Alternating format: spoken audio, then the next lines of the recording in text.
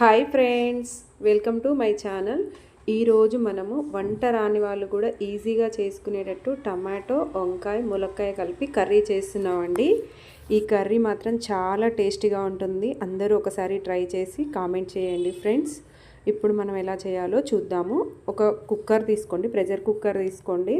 అందులో 2 టేబుల్ స్పూన్ల oil add చేసుకొని అది కొంచెం హీట్ అయిన తర్వాత ఆవాలు, జీలకర్ర యాడ్ చేసుకోండి. అవి వేగిన తర్వాత పచ్చిమిర్చి, ఉల్లిగడ్డ ముక్కలు కూడా యాడ్ చేసుకొని మంచిగా కలుపుకోవాలండి.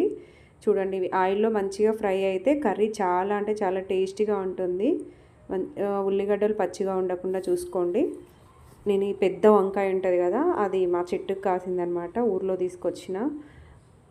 దాన్ని కట్ చేసి పక్కన పెట్టుకోండి.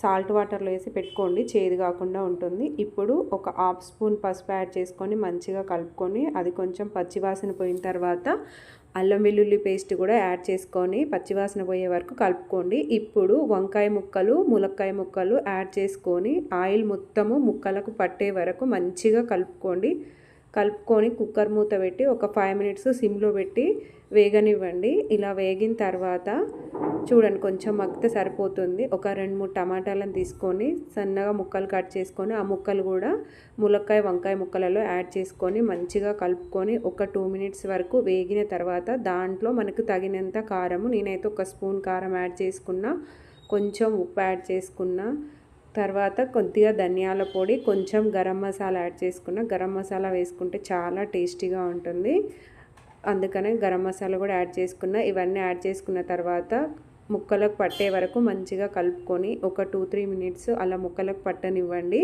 కారం, మసాలా ముక్కలకు పట్టిన తర్వాత 1 గ్లాస్ వరకు నీళ్లు యాడ్ చేసుకోండి. వాటర్ యాడ్ చేసుకుంటే మనకి మాడిపోకుండా ఉంటుంది.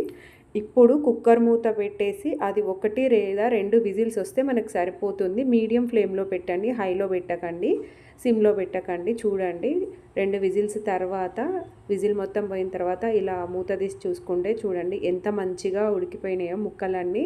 కర్రీ మాత్రం చాలా టేస్టీగా ఉంది. అసలు గిన్నెలలో వండి అట్లా చేసిన దానికంటే మనకు టైం లేనప్పుడు సింపుల్గా ఇలా వండుకోండి. చాలా అంటే చాలా టేస్టీగా ఉంది. అందరూ ఒకసారి ట్రై చేయండి friends. Thank you for watching. Bye bye.